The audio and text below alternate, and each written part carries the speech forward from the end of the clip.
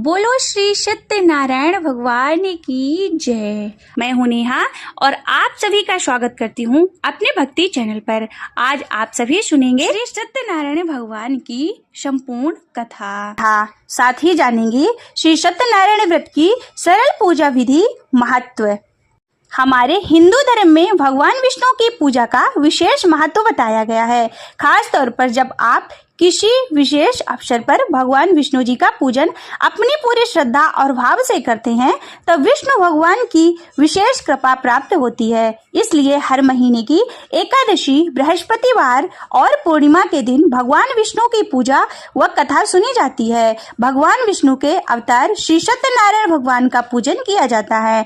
भगवान विष्णु के इस पूजन के दौरान लोग सत्यनारायण भगवान की कथा को पढ़ते अथवा सुनते हैं। श्री सत्यनारायण भगवान की कथा को पुराणों और व्रत में बहुत ही ज्यादा महत्व बताया गया है।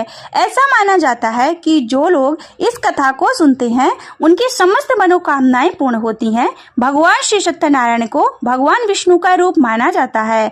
शास्त्रों में श्री सत्यनारायण की पूजा का अर्थ है सत्य के नारायण के रूप में पूजा करना। किसी भी शुभ कार्य में, किसी के भी जन्मदिन या फिर विशेष शुभकामनाओं की पूर्ति होने के बाद भी श्री सत्यनारायण का व्रत एवं कथा की पूजा की जाती है। भगवान श्री सत्यनारायण का व्रत उल्लेख स्कंद पुराण में मिलता है। स्कंद पुराण में भगवान विष्णु ने नारद को यह कथा सुनाई थी और इस व्रत का महत्व भी बताया था।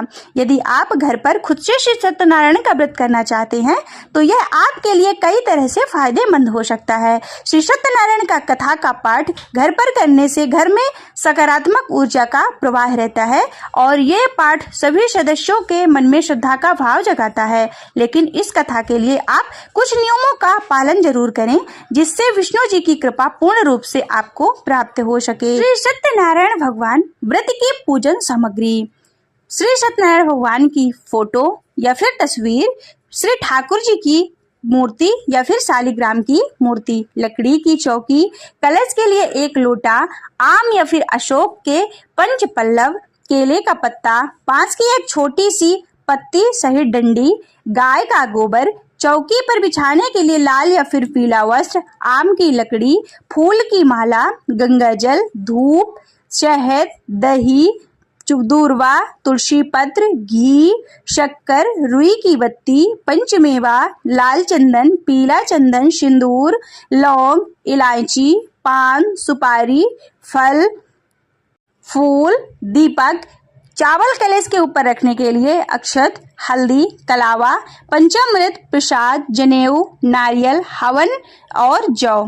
भगवान श्री सत्यनारायण की कथा में प्रसाद के लिए गेहूं की पंजीरी का प्रसाद प्रयोग किया जाता है। पंजीरी बनाने के लिए सबसे पहले गेहूं के आटे को देसी घी में भूनने और उसमें गुड़ या फिर चीनी मिलाएं। इसके बाद उसमें ड्राई फ्रूट्स मिलाएं, तुलसी का पत्र मिलाएं, साथ ही में केले के फल को मिलाएं। सत्यनारायण भगवान की कथा यानी विष्णु जी की पूजा करने से सौभाग्य की प्राप्ति होती है। ऐसा माना जाता है कि इससे सभी कामनाएं पूर्ण होती हैं। ऐसा माना जाता है कि इस व्रत को करने से भगवान विष्णु सारे कष्टों को हर लेते हैं। इसलिए घर की शांति और सुख समृद्धि के लिए भगवान श्री सत्यनारायण की विशेष रूप से पूजा लाभकारी मानी जाती है। यह पूजा घर या फिर किसी मंदिर में भी आप करा सकते हैं। इससे बच्चे की लंबी आयु एवं अच्छे स्वास्थ्य के लिए भी श्री सत्यनारायण जी की कथा का पूजन करना विशेष लाभकारी होता है। भगवान श्री सत्यनारायण की कथा सुनने के लिए परिवार के साथ साथ अन्य भक्त जनों को भी शामिल करें। इससे जीवन में सुख समृद्धि आती है। इसके अलावा आप जितने ज्यादा लोग को कथा का प्रसाद वितरण करते हैं उतना ज्यादा ही फल मिलता है। आइए जानते हैं श्री सत्यनारायण भगवान व्रत की पूजा विधि। इस दिन सबसे पहले ब्रह्म मुहूर्त में उठकर सुबह स्नान करें और श्री सत्यनारायण की पूजा एवं व्रत का संकल्प लें। भगवान श्री सत्यनारायण की कथा किसी भी शुभ कार्य या फिर किसी अन्य दिनों में ब्राह्मण को बुलाकर आप सुन सकते हैं। अगर कोई ब्राह्मण ना मिले तो खुद भी आप पूजा करके और घर पे ही आप कथा सुन सकते हैं। लेकिन आप ये पूजा पूर्णिमा के दिन करें तो बहुत ही शुभ फलदायी होता है। पूर्णिमा के दिन शाम के समय स्नानादि से निवृत्त होकर पूजा स्थान को आसन पर बैठ जाएं तथा उसके बाद पूजा वाली जगह को रंगोली बनाएं। उसके बाद एक लकड़ी की चौकी रखें। फिर चौकी के ऊपर केले का पत्ता रखकर उस पर शालिग्राम भगवान को एवं ठाकुर जी को विराजमान करें। चावल से नवग्रह बनाएं। उसके बाद साथ ही गौरी गणेश जी को विराजें। कलश रखें। कलश में गंगा जल और स्वच्छ जल डालें। उसके ऊपर आम के पल्लव रखें। फिर उसके अंदर चावल से भरी हुई कटोरी रखें। फिर उसके ऊपर दीपक जलाकर उसे जलाएं। उसके बाद सबसे पहले गौरी गणेश का पूजन करें। इसके बाद कलश का पूजन करें। साथ ही भगवान श्री शालिग्राम एवं लड्डू गोपाल की पूजन करें। फिर सभी देवी देवताओं का स्मरण करके श्री सत्यनारायण भगवान की कथा को श्रवण करें। हाथ में अक्षत फूल लेकर पूजन की शुरुआत करें तथा उसके बाद श्री सत्यनारायण भगवान की कथा का श्रवण करें। इति श्री सत्यनारायण व्रत कथा पहला अध्याय। एक समय नवमी शारण्य तीर्थ में शौनकादिक 88,000 ऋषियों ने श्री सूत जी से पूछा कि हे प्रभु, कलयुग में वेद विद्या रहित मनुष्यों को प्रभु भक्ति किस प्रकार मिलेगी तथा उनका उद्धार कैसे होगा। इसलिए हे मुनि श्रेष्ठ, कोई ऐसा तप कहिए जिससे थोड़े समय में कुछ पुण्य प्राप्त होए तथा मनवांछित फल मिले। यह कथा सुनने की हमारी इच्छा है। सर्वशास्त्र ज्ञाता श्री सूत जी महाराज बोले कि हे वैष्णवों में पूज्य, आप सबने सर्व प्राणियों के हित की बात पूछी है। अब मैं उस श्रेष्ठ व्रत को आप लोगों से कहूँगा जिस व्रत को नारद जी ने लक्ष्मी नारायण भगवान से पूछा था और श्री लक्ष्मीपति ने मुनि श्रेष्ठ नारद जी से कहा था। सो ध्यान से सुनो। एक समय योगी राज नारद जी दूसरों के हित की इच्छा से अनेक लोकों में घूमते हुए मृत्यु लोक में पहुँचे। वहाँ बहुत योनियों में जन्मे हुए प्रायः सभी मनुष्यों को अपने कर्मों द्वारा अनेकों दुखों से पीड़ित देखकर किस यत्न के करने से निश्चय ही इनके दुख का नाश हो सकेगा, ऐसा मन में सोचकर विष्णु लोक को गए। वहाँ श्वेत वर्ण और 4 भुजाओं वाले देवों के ईश नारायण का, जिनके हाथों में शंख चक्र गदा और पद्म थे तथा वनमाला पहने हुए थे, देखकर स्तुति करने लगे। हे भगवान, आप अनंत शक्ति से संपन्न हैं। मन तथा वाणी भी आपको नहीं पा सकती। आपका आदि मध्य और अंत नहीं है। निर्गुण स्वरूप सृष्टि के आदि भूत भक्तों के दुखों को नष्ट करने वाले हो। आपको मेरा नमस्कार है। नारद जी से इस प्रकार की ये स्तुति सुनकर विष्णु भगवान बोले, हे मुनि श्रेष्ठ, आपके मन में क्या है? आपका यहाँ किस काम से आगमन हुआ है? निसंकोच कहो। तब नारद मुनि बोले, मृत्यु लोक में सब मनुष्य जो अनेक योनियों से पैदा हुए हैं, अपने अपने कर्मों द्वारा अनेक प्रकार के दुखों से दुखी हो रहे हैं। हे नाथ, मुझ पर दया रखते हो तो बतलाइए कि उन मनुष्यों के सब दुख थोड़े ही प्रयत्न से कैसे दूर हो सकते हैं। श्री भगवान बोले कि हे नारद, मनुष्यों की भलाई के लिए तुमने यह बहुत ही अच्छी बात पूछी है। जिस कारण के करने से मनुष्य मोह से छूट जाता है, वह मैं कहता हूँ। सुनो, बहुत ही पुण्य देने वाला स्वर्ग तथा मनुष्य लोक दोनों में दुर्लभ एक है। आज मैं प्रेमवश होकर तुम्हारे से कहता हूँ। सत्यनारायण जी का व्रत अच्छी तरह विधि विधान पूर्वक करके मनुष्य तुरंत ही यहाँ से सुख भोग कर मरने के बाद मोक्ष को प्राप्त होता है। श्री भगवान के वचन को सुनकर नारद मुनि बोले कि यह व्रत का क्या फल है, क्या विधान है और किसने इस व्रत को किया है और किस किस दिन इस व्रत को करना चाहिए, विस्तार से कहो। श्री भगवान बोले, दुख शोक आदि से दूर करने वाला, धन धान्य को बढ़ाने वाला, सौभाग्य तथा संतान को देने वाला, सब स्थानों पर विजय करने वाला, भक्ति और श्रद्धा के साथ किसी भी दिन मनुष्य श्री सत्यनारायण भगवान की शाम के समय ब्राह्मणों और बंधुओं के साथ धर्म परायण होकर पूजा करें। भक्ति भाव से सवाया दे, नैवेद्य केले का फल, घी, दूध और गेहूं का चूर्ण लेवे। गेहूं के अभाव में साठी का चूर्ण, शक्कर आदि गुड़ तथा आदि भक्षण चीजें योग्य पदार्थ जमा करके सवाया पर अर्पण कर देवे तथा बंधुओं सहित भोजन करावे। भक्ति के साथ स्वयं भोजन करें। नृत्य गीत आदि का आचरण कर श्री सत्यनारायण भगवान का स्मरण कर समस्त समय व्यतीत करें। इस तरह व्रत करने पर मनुष्यों की इच्छा निश्चय ही पूर्ण होती है। विशेष कलिकाल में भूमि पर यही मोक्ष का सरल उपाय है। इति श्री सत्यनारायण व्रत कथा प्रथमो अध्याय समाप्त। बोलो श्री सत्यनारायण भगवान की जय। श्रीमन्नारायण नारायण नारायण, श्रीमन्नारायण नारायण नारायण, श्रीमन्नारायण नारायण नारायण, श्रीमन्नारायण नारायण नारायण, भजवन नारायण नारायण नारायण। श्री सत्यनारायण व्रत कथा का दूसरा अध्याय। सूत जी बोले, हे ऋषियों, जिसने पहले समय में इस व्रत को किया है उसका इतिहास कहता हूँ, ध्यान से सुनो। सुंदर काशीपुरी नगरी में एक अति निर्धन ब्राह्मण रहता था। वह भूख और प्यास से बेचैन हुआ नित्य ही पृथ्वी पर भ्रमण करता। ब्राह्मणों को प्रेम करने वाले भगवान ने ब्राह्मण को दुखी देखकर बड़े बूढ़े का रूप धारण करके ब्राह्मण के पास जाकर आदर के साथ पूछा कि हे विप्र, नित्य दुखी होकर पृथ्वी पर क्यों घूमता है? हे श्रेष्ठ ब्राह्मण, सब कुछ मुझसे कहो, मैं सुनना चाहता हूँ। ब्राह्मण बोला, मैं निर्धन ब्राह्मण हूँ, भिक्षा के लिए पृथ्वी पर फिरता हूँ। हे भगवान, यदि आप इसका उपाय जानते हो तो कृपा करके कहो। वृद्ध ब्राह्मण बोला कि श्री सत्यनारायण भगवान मनोवांछित फल देने वाले हैं, इसलिए हे ब्राह्मण, तू उनका पूजन कर, जिसके करने से मनुष्यों के सभी दुखों से मुक्त हो जाते हैं। ब्राह्मण को व्रत का सारा विधान बतलाकर बूढ़े ब्राह्मण का रूप धारण करने वाले श्री सत्यनारायण भगवान वहां से अंतर्ध्यान हो गए। जिस व्रत को वृद्ध ब्राह्मण ने बताया है मैं उसको करूंगा, यह निश्चय करने पर उसे रात को नींद भी नहीं आई। वह सवेरे ही उठा, सत्यनारायण भगवान के व्रत का निश्चय कर भिक्षा के लिए चला गया। उस दिन उसको भिक्षा में बहुत सा धन मिला, जिससे बंधु बांधवों के साथ उसने श्री सत्यनारायण भगवान का व्रत किया। इसके करने से वह ब्राह्मण सब दुखों से छूटकर अनेक प्रकार की संपत्तियों से युक्त हुआ। इस समय से वह ब्राह्मण हर माह व्रत करने लगा। इस तरह श्री सत्यनारायण भगवान के व्रत को जो करेगा वह सब पापों से छूटकर मोक्ष को प्राप्त होगा।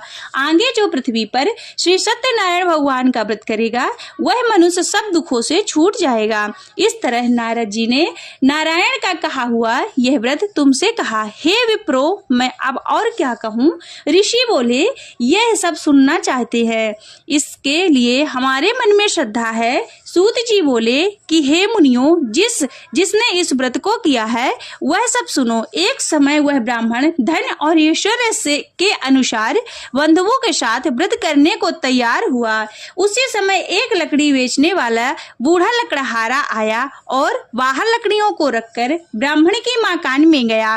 प्यास से दुखी लकड़हारे ने उसको व्रत करते देखकर लकड़हारा ब्राह्मण को नमस्कार कर कहने लगा कि आप क्या कर रहे हैं और इसके करने से क्या फल मिलता है? कृपा करके मुझसे कहो। ब्राह्मण ने कहा, सब मनोकामनाओं को पूर्ण करने वाला यह श्री सत्यनारायण भगवान का व्रत, इनकी कृपा से मेरे यहाँ धन धान आदि की वृद्धि हुई है। ब्राह्मण से इस व्रत के बारे में जानकर लकड़हारा बहुत ही प्रसन्न हुआ। चरणामृत लेवा और प्रसाद खाने के बाद वह अपने घर गया। लकड़हारे के मन में इस प्रकार का संकल्प किया कि आज ग्राम में लकड़ी बेचने से जो भी मुझे धन मिलेगा उसी से मैं श्री सत्यनारायण भगवान का उत्तम व्रत करूंगा। यह मन में विचार कर बूढ़ा ब्राह्मण लकड़ियों को अपने सिर पर रख जिस शहर में गया वहां बहुत धनवान लोग रहते थे। वह ऐसे सुंदर नगर में गया, उस रोज वहां पर उसे उन लकड़ियों का दाम पहले दिनों से चौगुना मिला। तब वह बूढ़ा लकड़हारा दाम ले और अति प्रसन्न होकर पक्के केले के फल, शक्कर, घी, दूध और दही, गेहूं का चूरा इत्यादि सत्यनारायण भगवान के व्रत की कुल सामग्रियां को लेकर अपने घर गया। फिर उसने अपने भाई बंधुओं को बुलाकर विधि के साथ भगवान श्री सत्यनारायण का पूजन कर व्रत किया। उस व्रत के प्रभाव से बूढ़ा लकड़हारा धन पुत्र आदि से युक्त हुआ और समस्त सुख भोग कर वैकुंठ को चला गया। इति श्री सत्यनारायण व्रत कथा दूसरा अध्याय समाप्त। बोलिए श्री सत्यनारायण भगवान की जय। श्रीमन्नारायण नारायण नारायण, श्रीमन्नारायण नारायण नारायण, भजमन नारायण नारायण नारायण, भजमन नारायण नारायण नारायण, बोलो नारायण नारायण नारायण, बोलो नारायण नारायण नारायण। बोलो श्री सत्यनारायण भगवान की जय। श्री सत्यनारायण भगवान की कथा, तीसरा अध्याय। श्री सूत जी बोले, हे श्रेष्ठ मुनियों, अब आगे की कथा कहता हूँ, सुनो। पहले समय में उल्लकामुख नाम का एक बुद्धिमान राजा था। वह सत्यवक्ता और जितेंद्रिय था। प्रतिदिन देवस्थानों में जाता तथा गरीबों को धन देकर उनके कष्टों को दूर करता था। उसकी पत्नी कमल के समान मुख वाली और सती साध्वी थी। भद्रशिला नदी के तट पर उन दोनों ने सत्यनारायण देव का व्रत किया। उस समय से वहाँ एक साधु वैश्य आया। उसके पास व्यापार के लिए बहुत सा धन था। नाव को किनारे पर ठहराकर राजा के पास गया और राजा को व्रत करते हुए देखकर विनय के साथ पूछने लगा कि हे राजन, भक्ति युक्त चित्त से यह आप क्या कर रहे हैं? मेरी सुनने की इच्छा है, यह आप मुझे बताइए। राजा बोला, हे साधु, अपने बांधवों के साथ पुत्रादि की प्राप्ति के लिए यह महाशक्ति श्री सत्यनारायण भगवान का व्रत और पूजन किया जा रहा है। राजा के वचन को सुनकर साधु आदर के साथ बोला कि हे राजन, मुझसे इसका सब विधान कहो, मैं भी आपके कथनानुसार इस व्रत को करूंगा। मेरी भी कोई संतान नहीं है और इससे निश्चय ही होगी। राजा से यह सब विधान सुन व्यापार से वृद्धि हो आनंद के साथ घर गया। साधु ने अपनी स्त्री से संतान देने वाले इस व्रत का समाचार सुनाया और कहा कि जब मेरी संतान होगी तब मैं इस व्रत को करूंगा। साधु ने ऐसे वचन अपनी पत्नी लीलावती से कहे। एक दिन उसकी स्त्री लीलावती पति के साथ आनंदित हो सांसारिक धर्म से प्रवृत्त होकर श्री सत्यनारायण भगवान की कृपा से गर्भवती हो गई तथा 10वें महीने में उसके एक सुंदर कन्या को जन्म दिया। कन्या दिन पर इस तरह बढ़ने लगी जैसे शुक्ल पक्ष का चंद्रमा बढ़ता है। कन्या का नाम कलावती रखा गया। जब लीलावती ने मीठे शब्दों में अपने पति से कहा कि आपने जो संकल्प किया था कि भगवान का व्रत करूंगा, अब आप उसे करिए। साधु बोले, हे प्रिय, इसके विवाह पर करूंगा। अपनी पत्नी को आश्वासन देकर वह नगर को गया। कलावती पितृगृह में वृद्धि को प्राप्त हो गई। साधु ने जब नगर में सखियों के साथ अपनी पुत्री को देखा तो तुरंत ही दूत बुलाकर कहा कि पुत्री के वास्ते कोई सुयोग वर देख लाओ। साधु की आज्ञा पाकर दूत कंचन नगर पहुंचा और वहां पर बड़ी खोज कर और देखभाल कर लड़की के वास्ते सुयोग वड़िक पुत्र को ले आया। उस सुयोग लड़के को देखकर साधु ने अपने भाई बंधुओं सहित प्रसन्न चित्त अपनी पुत्री का विवाह उसके साथ कर दिया, किंतु दुर्भाग्य से विवाह के समय भी व्रत करना भूल गया। तब श्री सत्यनारायण भगवान क्रोधित हो गए और शाप दिया कि तुम्हें दारुण दुख प्राप्त होगा। अपने काम में कुशल साधु बनिया अपने जमाता सहित समुद्र के समीप रत्नपुर नगर में पहुंचा और वहां दोनों ससुर जमाई चंद्रकेतु राजा के नगर में पहुंचे और व्यापार करने लगे। एक रोज भगवान श्री सत्यनारायण की माया से प्रेरित कोई चोर राजा का धन चुराकर शीघ्र जा रहा था, किंतु पीछे से राजा के दूतों को आता देखकर चोर ने घबराकर भागते भागते धन को वहां चुपचाप रख दिया जहां दोनों ससुर और जमाई ठहरे हुए थे। तब दूत ने उस साधु वैश्य के पास जाकर राजा के धन को रखा देखकर दोनों को बांधकर ले गए और प्रसन्नता से दौड़ते हुए राजा के समीप जाकर बोले कि यह दो चोर हम पकड़कर लाए हैं, देखकर आज्ञा दें। राजा की आज्ञा से उनको कठिन कारावास को डाल दिया गया और उनका धन राजा ने छीन लिया। उसी साप द्वारा उनकी पत्नी भी घर पर बहुत दुखी हुई और घर में जो धन रखा था उसे चोर चुरा कर ले गए। शारीरिक और मानसिक पीड़ा तथा भूख प्यास से अति दुखित हो अन्न की चिंता में कलावती एक ब्राह्मण के घर गई। वहां उसने श्री सत्यनारायण भगवान का व्रत होते हुए देखा। वहां उसने कथा सुनी तथा प्रसाद को ग्रहण किया। रात को घर आई माता ने कलावती से कहा कि हे पुत्री, दिन में कहाँ रही और तेरे मन में क्या है? कलावती बोली कि हे माता, मैंने एक ब्राह्मण के घर श्री सत्यनारायण भगवान का व्रत देखा। कन्या के वचन को सुनकर लीलावती भगवान के पूजा की तैयारी करने लगी। लीलावती ने परिवार और बंधुओं सहित भगवान श्री सत्यनारायण का पूजा किया और यह वर मांगा कि मेरे पति और दामाद शीघ्र ही घर आ जावें और प्रार्थना की कि हम सबका अपराध क्षमा करो। भगवान श्री सत्यनारायण भगवान इस व्रत से संतुष्ट हो गए और राजा चंद्रकेतु के स्वप्न में दिखाई दिया और कहा कि हे राजा, तुमने दोनों बंदी वैश्य प्रातः ही छोड़ दो और उनका सब धन जो तुमने ग्रहण किया है वह दे दो, नहीं तो तेरा धन नष्ट हो जाएगा, पुत्रादि सब नष्ट हो जाएगा। राजा को ऐसा वचन सुनाकर भगवान अंतर ध्यान हो गए। प्रातःकाल राजा चंद्रकेतु ने सभा में आकर स्वप्न सुनाया।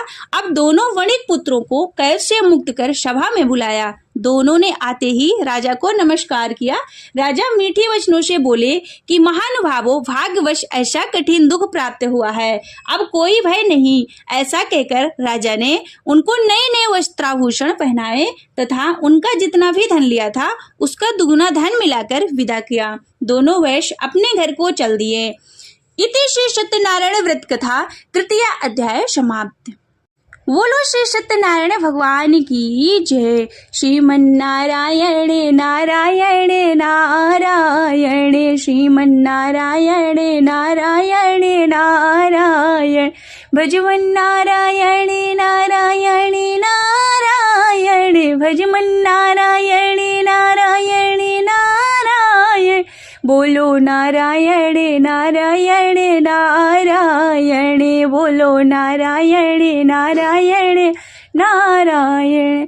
बोलो श्री सत्यनारायण भगवान की जय। श्री सत्यनारायण भगवान की कथा चौथा अध्याय। श्री सूत जी बोले, वैश्य ने मंगलचार करके यात्रा आरंभ की और अपने नगर को चला।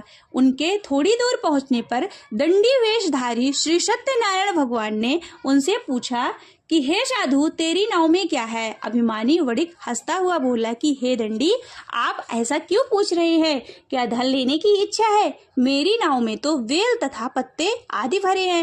वैश्य का कठोर वचन सुनकर भगवान श्री सत्यनारायण ने कहा, तुम्हारा वचन सत्य हो। ऐसा कहकर दंडी वहां से चले गए और कुछ दूर जाकर समुद्र के किनारे बैठ गए। दंडी के जाने पर वैश्य नित्य क्रिया करने के बाद नाव को ऊंची उठी देखकर अचंभा किया तथा नाव में वेल आदि देखकर मूर्छित हो जमीन पर गिर पड़ा। फिर मूर्छा खुलने पर शोक करने लगा। तब उसका दामाद बोला कि हे पिताजी, आप शोक ना करो, यह दंडी का श्राप है, अतः उनकी शरण में चलना चाहिए, तभी हमारी मनोकामना पूरी होगी। दामाद के वचन को सुनकर वह दंडी के पास पहुंचा। अत्यंत भक्ति भाव से नमस्कार करके बोला कि मैंने जो आपसे अत्यंत असत्य वचन कहे हैं उसको क्षमा करो। ऐसा कहकर महान शोकातुर हो रोने लगा। तब दंडी भगवान बोले कि हे वणिक पुत्र, मेरी आज्ञा से बार बार तुम्हें दुख प्राप्त हुआ है, तू मेरी पूजा से विमुख हुआ है। साधु बोला कि हे भगवान, आपकी माया से मोहित ब्राह्मण आदि भी आपके रूप को नहीं जानते, तब मैं अज्ञानी कैसे जान सकता हूँ? आप प्रसन्न होइए, मैं समर्थ के अनुसार आपकी पूजा करूंगा। मेरी रक्षा करो और पहले के समान नौका में धन भर दो। उसके भक्ति युक्त वचन को सुनकर भगवान प्रसन्न हो गए।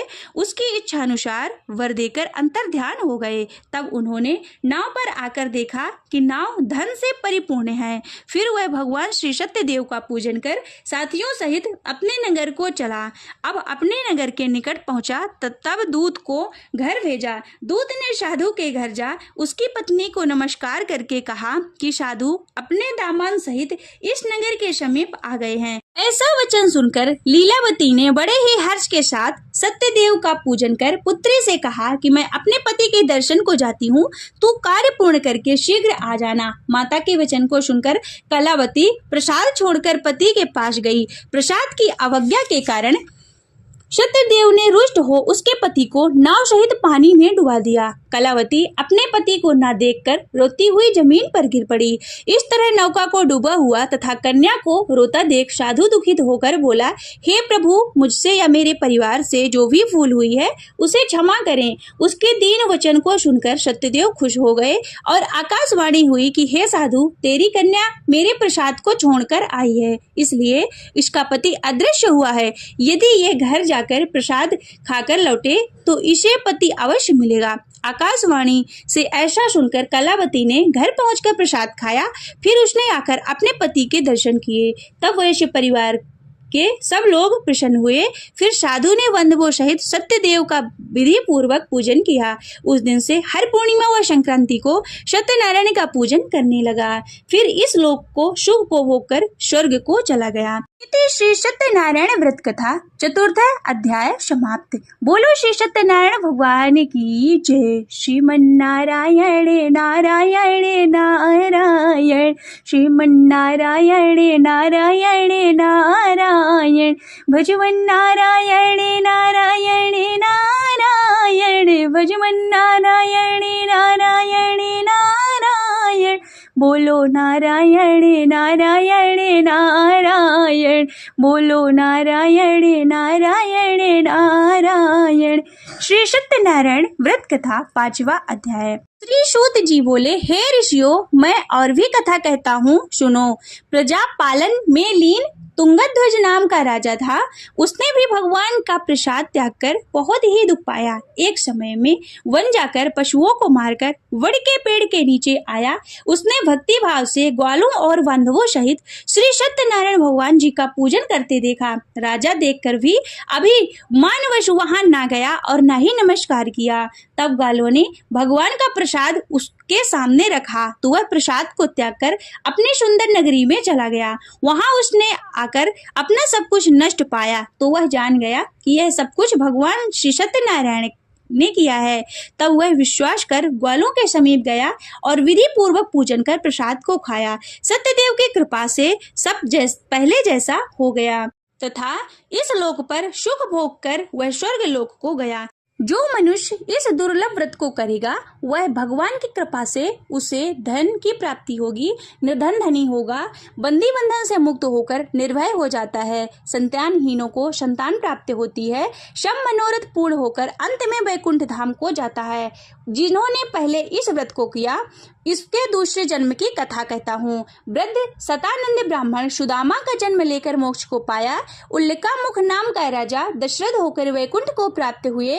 साधु नाम के वैश्य मोरध्वज बनकर अपने पुत्र को आरे से चीरकर मोक्ष किया। महाराज तुंगध्वज जन्मांतर में स्वयंभू मनु हुए होकर भगवान की भक्ति युक्त कर्म कर मोक्ष को प्राप्त हुए। इति श्री सत्यनारायण व्रत कथा समाप्त। बोलिए श्री सत्यनारायण भगवान की जय। श्रीमन्नारायण नारायण नारायण, श्रीमन्नारायण नारायण नारायण, भजमन नारायण नारायण नारायण, भजमन नारायण नारायण नारायण। बोलो नारायण नारायण नारायण, बोलो नारायण नारायण नारायण। बोलो श्री सत्यनारायण भगवान की जय। श्री सत्यनारायण भगवान की आरती। ओम जय लक्ष्मी रमणा, स्वामी जय लक्ष्मी रमणा, श्री सत्यनारायण स्वामी, श्री सत्यनारायण स्वामी, जन पातक हरिणा। ओम जय लक्ष्मी रमणा, रत्न जड़ित सिंहासन अद्भुत छविराजे, स्वामी अद्भुत छविराजे। नारद करत निरंजन, नारद करत निरंजन, घंटा ध्वनि बाजे। ओम जय लक्ष्मी रमणा, कल कारण द्विज को दर्श दियो, प्रभु द्विज को दर्श दियो। बूढ़ो ब्राह्मण बन कर, बूढ़ो ब्राह्मण बन कर, कंचन महल कियो। ओम जय लक्ष्मी रमणा, वैश्य मनोरथ पायो, श्रद्धा तज देन्हे, प्रभु श्रद्धा तज देन्हे। सो फल भोग्यो प्रभु जे, सो फल भोग्यो प्रभु जे, फिर स्तुति कीन्हे।